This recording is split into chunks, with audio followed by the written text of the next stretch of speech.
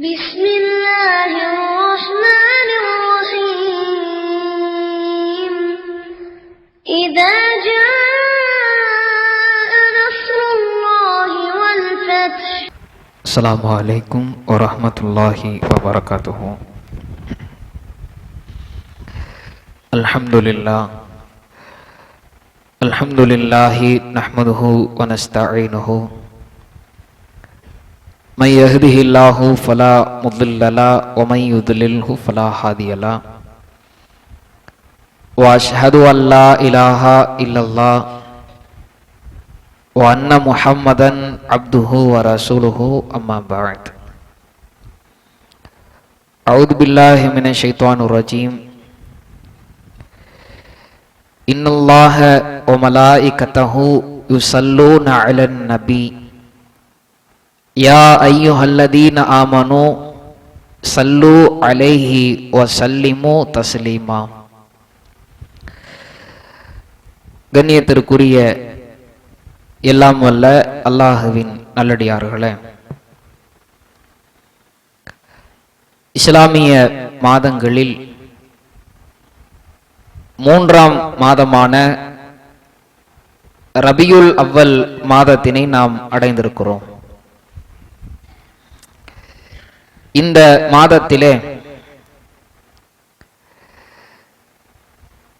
முஸ்லிம்களில் சிலர் நபிகள் நாயகம் ஸல்லல்லாஹு அலைஹி வஸல்லம் அவர்களின் மீதான நேசத்தின் வெளிப்பாடு என்ற பெயரிலே இறைவனை மட்டுமே வணங்குவதற்காக அமைக்கப்பட்ட பள்ளிவாசல்களில் இருந்து நபிகள் நாயகம் ஸல்லல்லாஹு அலைஹி வஸல்லம் அவர்களை வரம்பு மீறி புகழ் பாடி துதித்து கொண்ட மௌலிது பாடல்களையும் நபிகள் நாயகத்தின் மீதான நேசத்தின் வெளிப்பாடு என்று சொல்லி மீலாது விழாக்களையும் ஆங்காங்கே கொண்டாடி கொண்டிருக்கிற இந்த வேளையில் நபிகள் நாயகத்தின் மீதான உண்மையான நேசம் எது,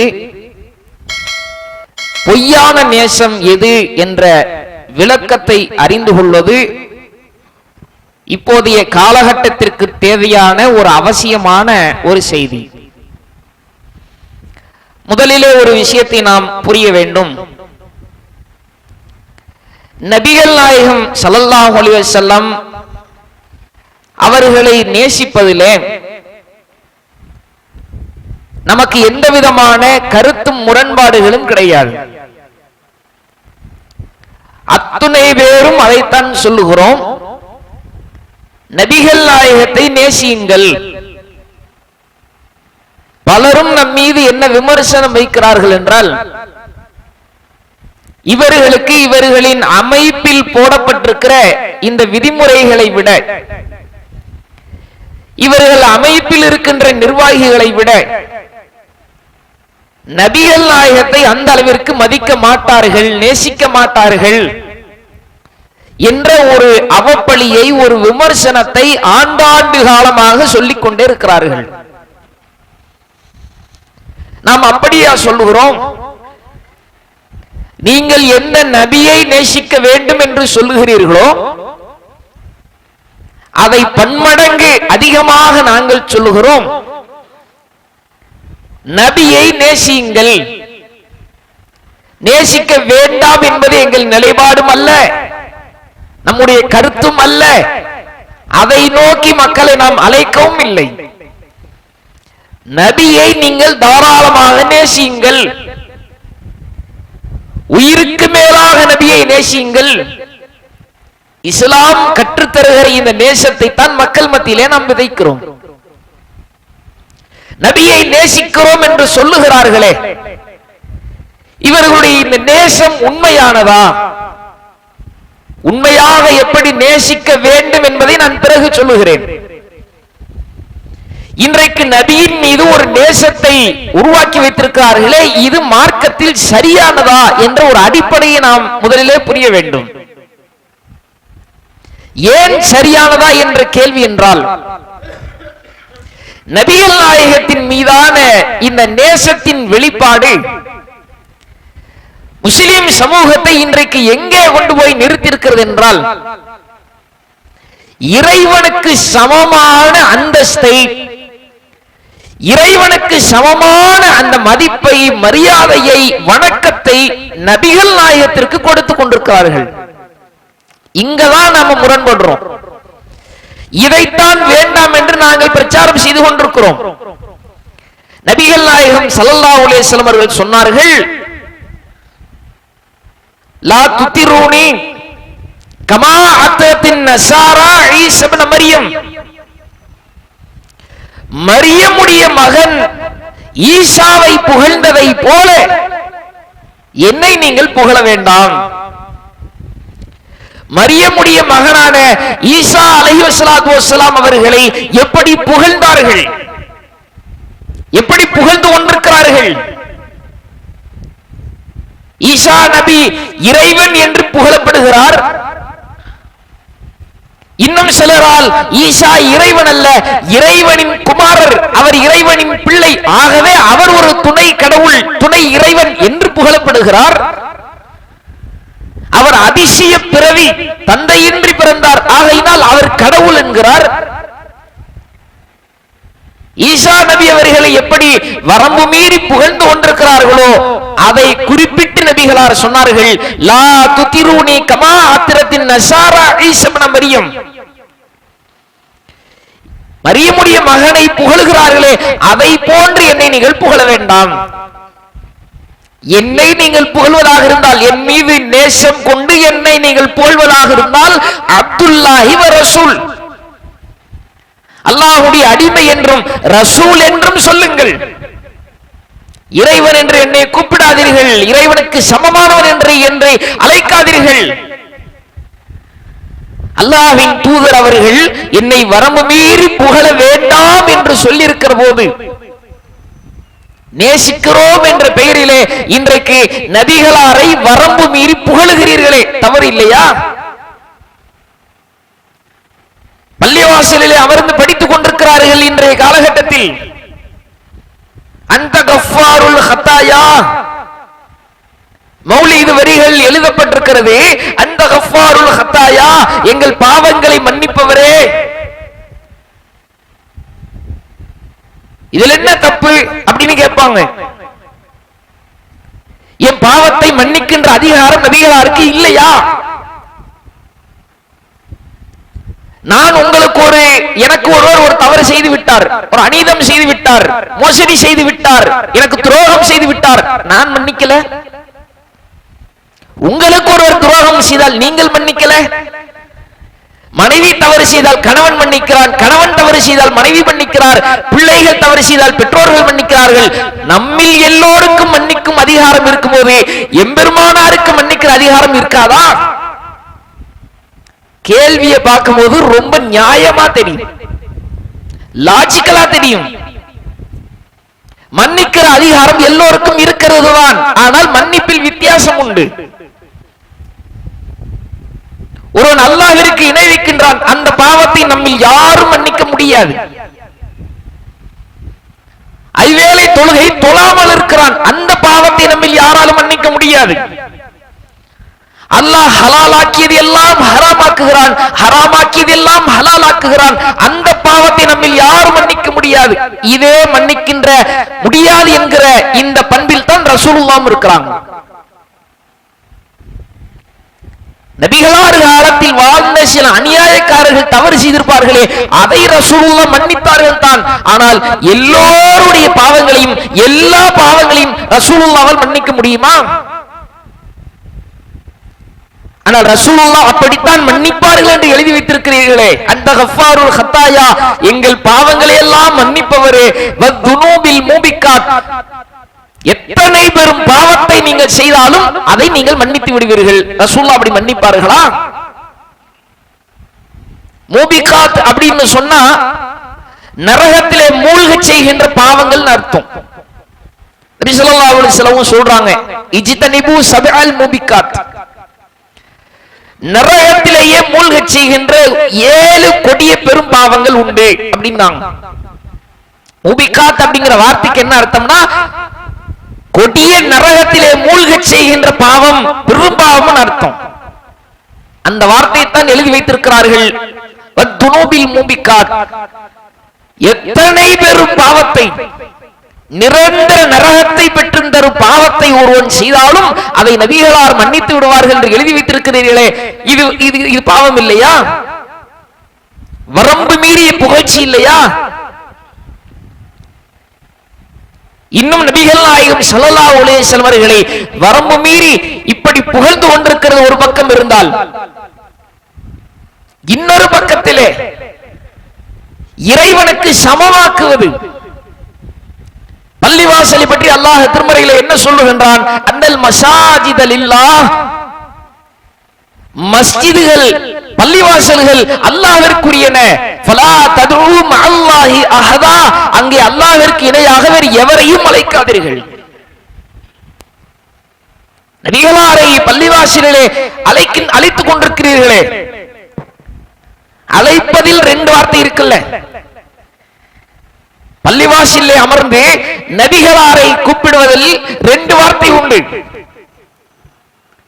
நபிகள் நாயகத்தின் தியாகங்களை, அர்ப்பணிப்புகளை, அவர்களுடைய வீரத்தை, அவர்களுடைய எத்தனையோ வகையான வாழ்க்கை செய்திகளை சொல்வதும் அழைப்பதுதான்.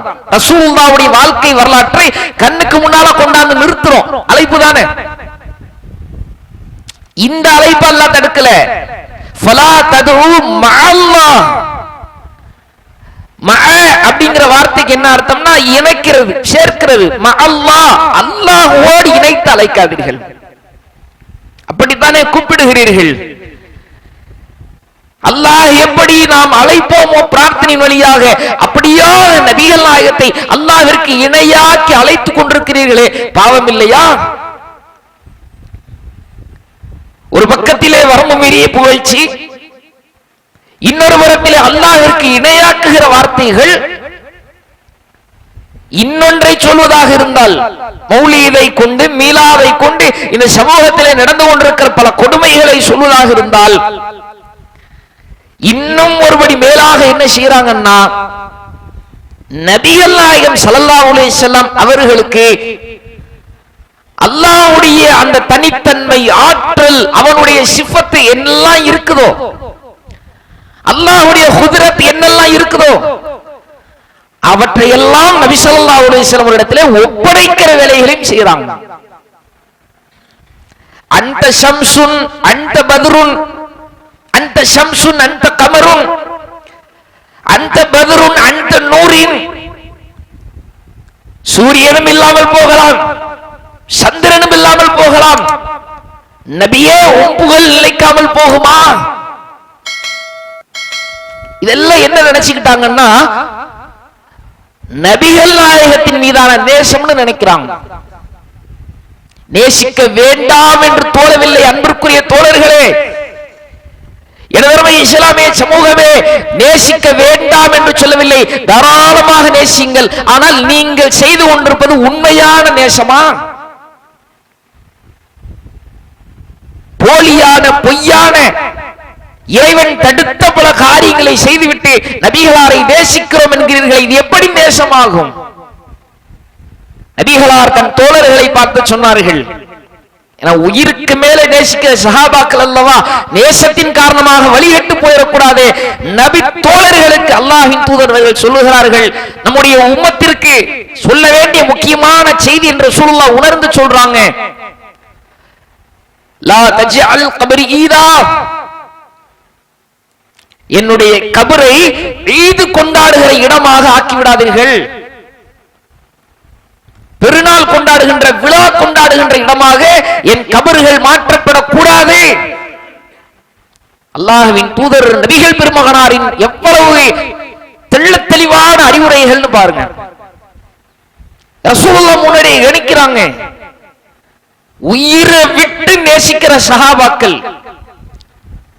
அந்த சஹாபாக்கள் நாம மரணித்ததற்கு பிறகு நம்முடைய கபரை விழா கொண்டாடுகின்ற இடமாக ஆக்கிவிட்டால், ரசூலுல்லாஹ்வுடைய கபருக்கு போனா நமக்கு ஒரு தனி நன்மை கிடைக்கும் அப்படிங்கிற மாதிரி ஒரு வழிகேடுகள் உருவாகிவிட்டால் என்ன செய்வது? முன்னதாகவே எச்சரிக்கை செய்கிறார்கள். லா தஜ்அல் கப்ரி ஈதா, என் கபராவே விட்டுருங்க.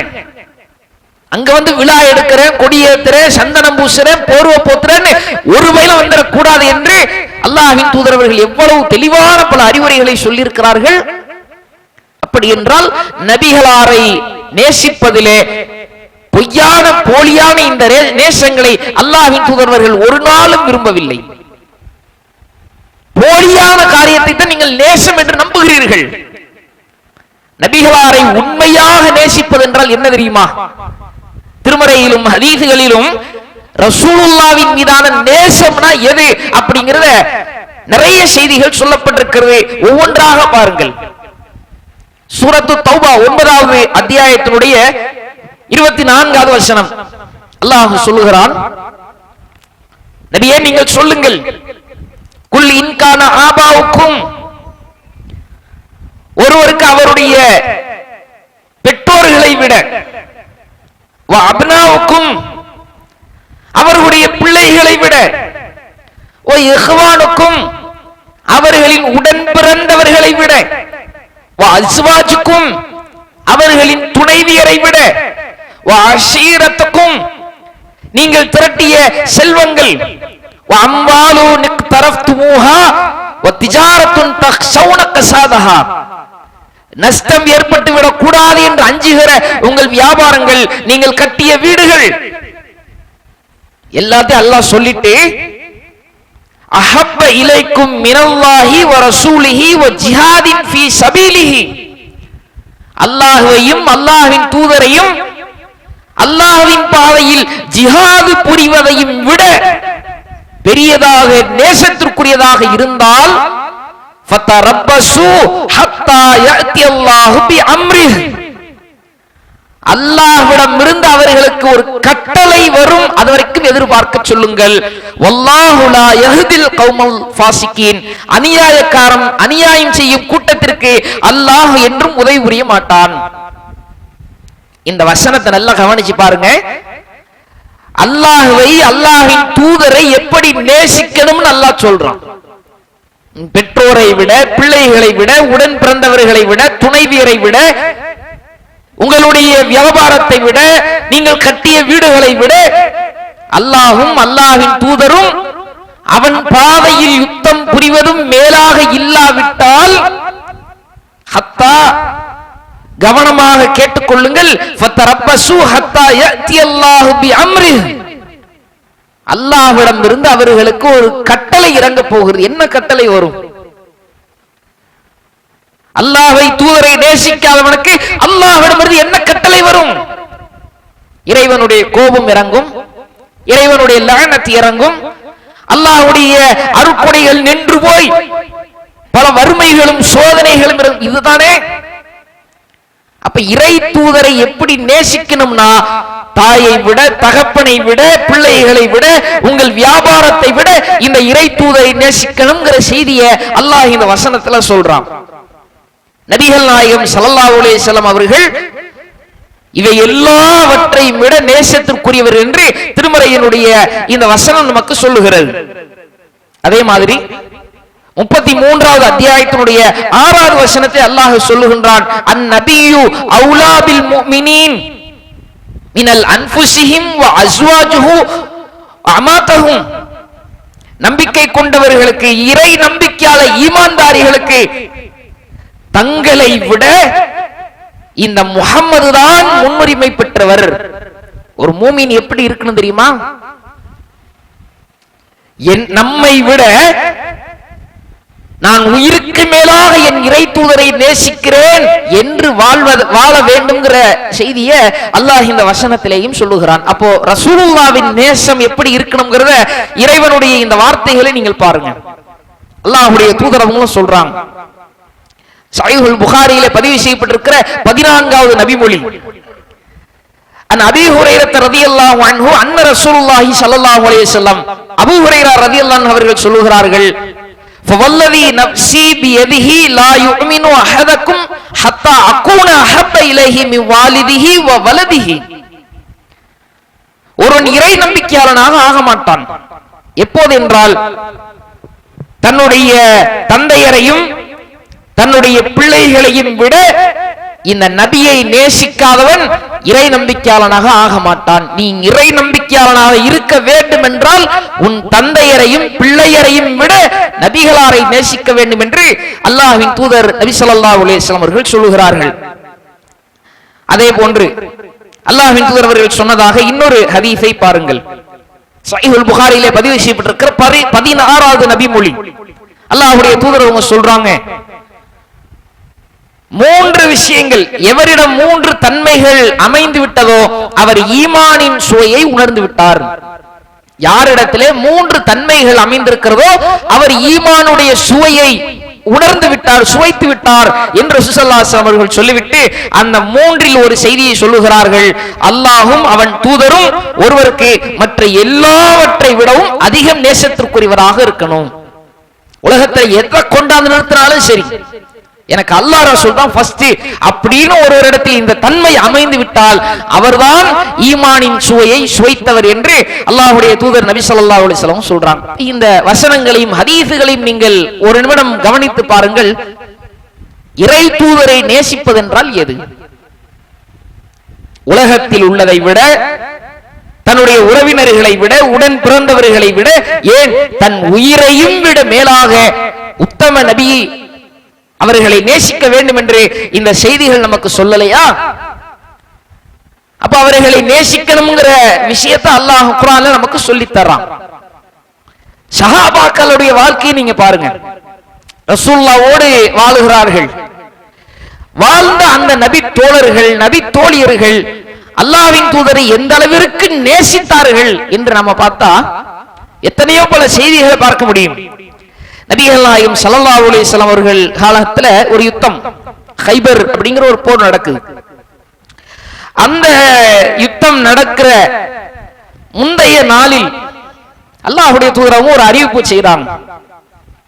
எப்படிப்பட்ட அறிவிப்புனா, நாளை நடைபெற இருக்கின்ற அந்த யுத்தத்தின் தலைமை தாங்குகிற மக்களை, படை வீரர்களை வழிநடத்தி செல்லுகின்ற அந்த படை தளபதியாக ஒருவரை நான் நியமிப்பேன். அவர் கையில் தான் இஸ்லாமிய கொடியை நான் கொடுக்க இருக்கிறேன். அல்லாஹ்வுடைய தூதர் அவங்க அறிவிச்சிட்டாங்க. அது எல்லாம் சஸ்பென்ஸ். அந்த கொடியை யார் கையில ரசூலுல்லாஹ் கொடுக்க முடிவெடுத்திருக்காங்கிறது யாருக்கும் தெரியாது. எல்லாரும் அவங்கவுங்க அவங்களுடைய அந்த கூடாரங்களுக்கு போயிட்டாங்க, இரவு நேரங்கள்ல உறங்குறதுக்கு போயிட்டாங்க.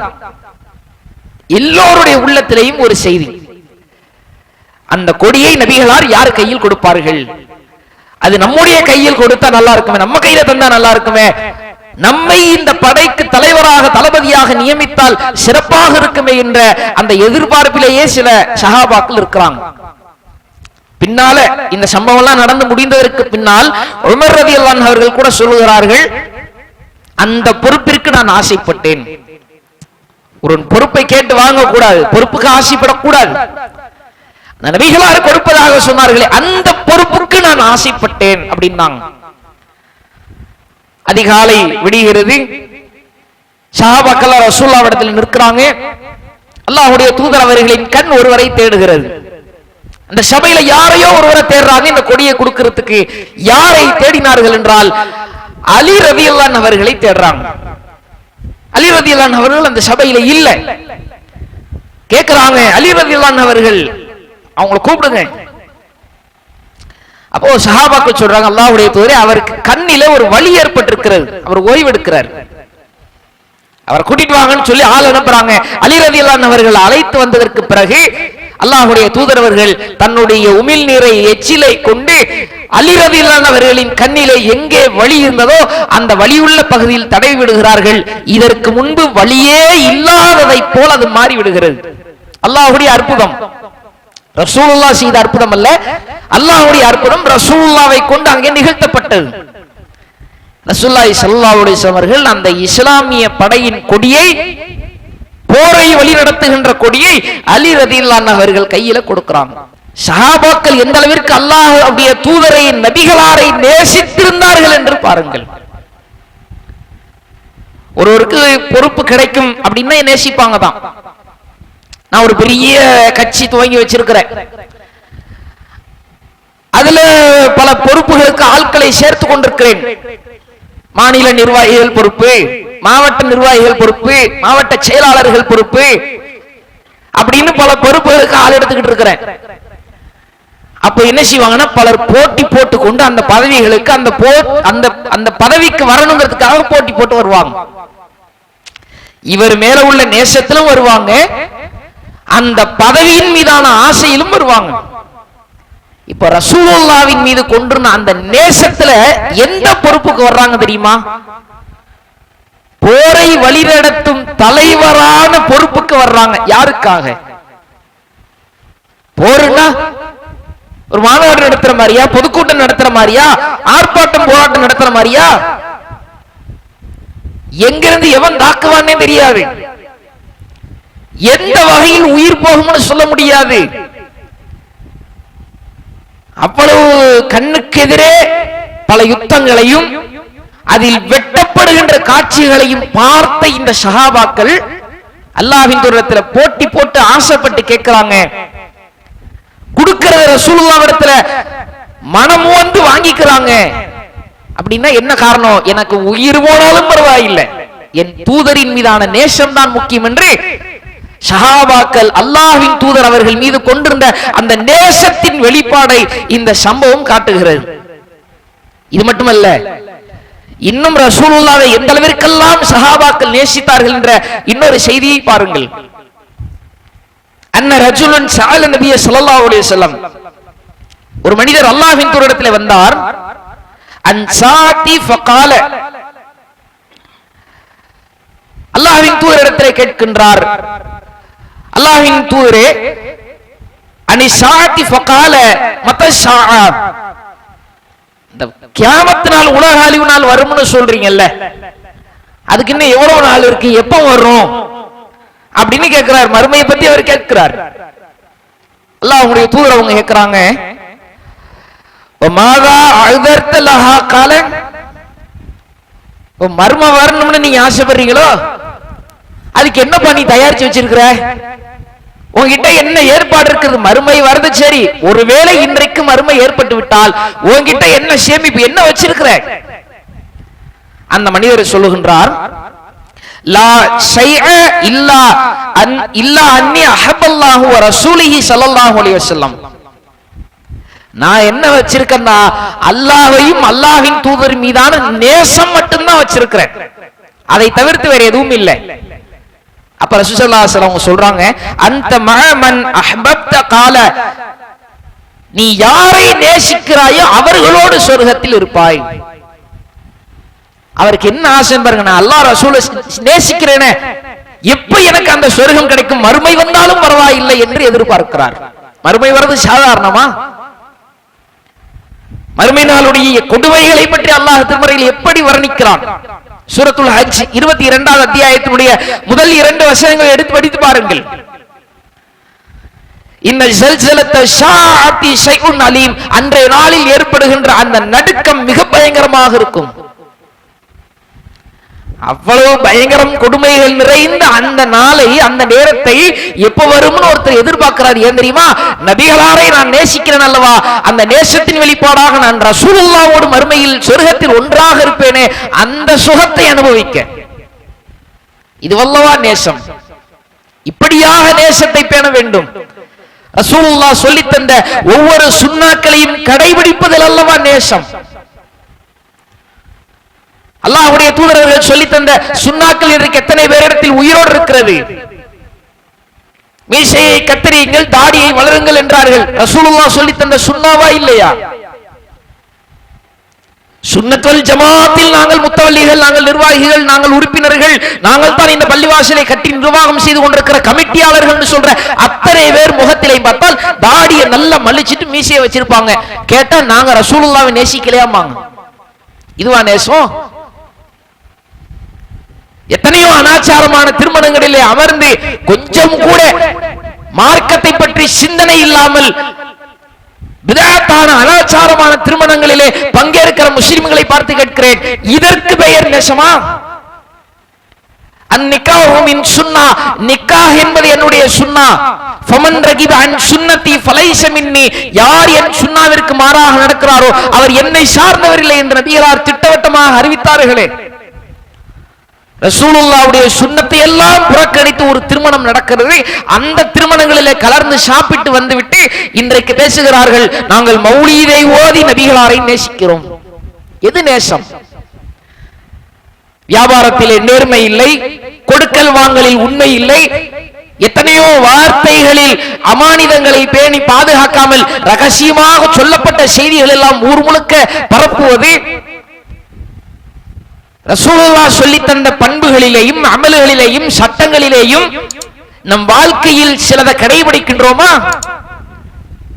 அதை கடைபிடிப்பதுதான் நேசம். ரசூலுல்லாஹ்வை நேசிக்கிறோம் என்றால் உண்மையான நேசம் இது.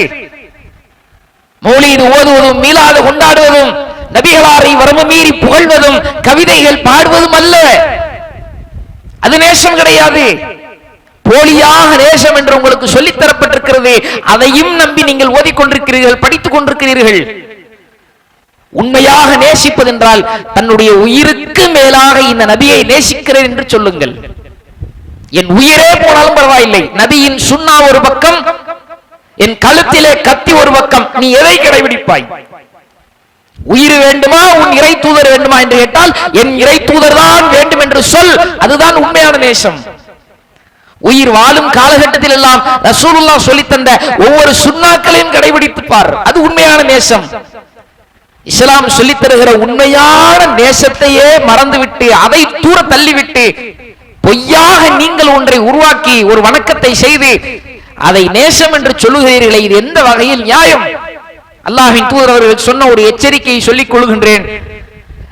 நபிகளார் எச்சரிக்கிறார்கள், குல்லு பித்அத்தின் ضலாலா வ குல்லு ضலாலத்தின் ஃபின்னார். மார்க்கத்தின் பெயரிலே எந்த புதுமைகளை நீங்கள் செய்கிறீர்களோ அது நாளை மறுமையிலே உங்களை கடும் நரகத்திலே கொண்டு போய் தள்ளும் என்று அல்லாஹ்வின் தூதர் அவர்கள் எச்சரித்தார்கள். இது போன்ற போலியான நேசத்தின் பெயரை சொல்லி பிதாத்துகளை செய்து கொண்டிருப்பவர்களே, நாளை மறுமையில் கொடிய நரகத்திற்கு நீங்கள் தயாராகி கொண்டிருக்கிறீர்கள் என்பதை அஞ்சி அது போன்ற பாவங்களை விட்டொழிக்குமாறு அன்போடு கேட்டுக்கொண்டு நிறைவு செய்கின்றேன். வாஹிர் தஅவானா அல்ஹம்துலில்லாஹி ரப்பில் ஆலமீன்.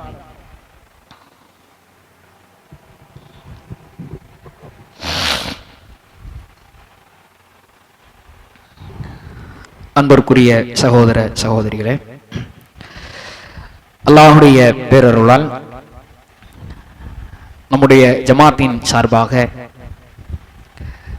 ஏராளமான சமூக பணிகள், மார்க்க பணிகள்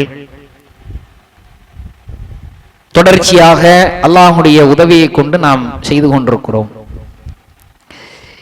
இந்த பணிகள் தொய்வில்லாமல் தொடர வேண்டும் என்றால் நம்முடைய அத்தனை பேரின் பொருளாதார உதவி என்பது மிக அவசியமான ஒன்று. ஆகையினால் தான் நம்முடைய ஜமாத்தின் சார்பில் ஆண்டிற்கு 2 முறை ஒவ்வொரு வருடத்தினுடைய ரமலானில் 2வது வாரத்திலேயும் ரபியுல் அவல் மாதத்தினுடைய 2வது வாரத்திலேயும் அனைத்து பள்ளிவாசல்களில் உள்ள ஜும்மா வசூல் மாநில தலைமையகத்திற்கு கொடுத்து கொண்டிருப்பது வழக்கம். அந்த அடிப்படையில் இன்ஷா அல்லாஹ் அடுத்த வாரத்தினுடைய வெள்ளிக்கிழமை ஜும்மா வசூல் மாநில தலைமையகத்திற்கு வழங்கப்படுகிறது. இந்த நாம் கொடுக்கின்ற இந்த பொருளாதாரம் என்பது யாருடைய தனிப்பட்ட தேவைக்காகவும் கொடுக்கப்படுகின்ற பொருளாதாரம் அல்ல. தொடர்ச்சியாக நாம் செய்து கொண்டிருக்கிற பணிகள் எல்லாமே நீங்கள் அறிந்ததுதான், அதை நாம தனியாக ஒரு விளக்கம் சொல்ல வேண்டிய தேவையில்லை. பிறமத மக்கள் அவங்க இஸ்லாத்தை ஏற்பதற்கான சில செலவினங்கள் உண்டு, அவங்களுக்கு இஸ்லாத்தை எத்தி வைப்பதற்கான சில செலவினங்கள் இருக்கிறது. ஒருவேளை அவங்க இஸ்லாத்திற்கு வர்றாங்க அப்படின்னா அவர்களுக்கு பாதுகாப்பு சூழலை ஏற்படுத்தி கொடுக்க வேண்டிய செலவினங்கள் இருக்கிறது. எல்லாமே தாவாக்கு தான். அதே போன்று மார்க்கத்தின் பெயரை பயன்படுத்தி செய்யக்கூடிய எத்தனையோ மௌலிதுகள், மீலாதுகள், அனாச்சாரமான காரியங்கள், இதையெல்லாம் எதிர்த்து சில பிரச்சாரங்கள் செய்ய வேண்டியிருக்கிறது. நோட்டீஸ்களா இருக்கட்டும், போஸ்டர்களா இருக்கட்டும், அல்ல பொதுக்கூட்டங்களா இருக்கட்டும், ஏதாவது ஒரு வகையில மக்கள்கிட்ட போய் இதுதான் சரியான மார்க்கம், நீங்கள் தவறாக செய்கிறீர்கள் என்பதை விளக்கி சொல்ல வேண்டிய கடமை நமக்கு இருக்கிறது. அப்ப இது போன்ற மார்க்க சமூக பணிகள், பிரமத நண்பர்களுக்காக செய்யக்கூடிய பணிகள் அப்படின்னு நிறைய தேவைகள் நம்மை சூழ்ந்திருக்கிற காரணத்தினால பொருளாதாரம் தான் இதற்கு மிக அடிப்படை. தொய்வில்லாமல் இந்த பணிகள் தொடர்வதற்கு உங்களுடைய பொருளாதாரங்களை நன்மையான காரியத்திற்கு வாரி வழங்குமாறு அன்போடு கேட்டுக்கொண்டு நிறைவு செய்கின்றேன். அஸ்ஸலாமு அலைக்கும் வரஹ்மத்துல்லாஹி வபரகாத்துஹு.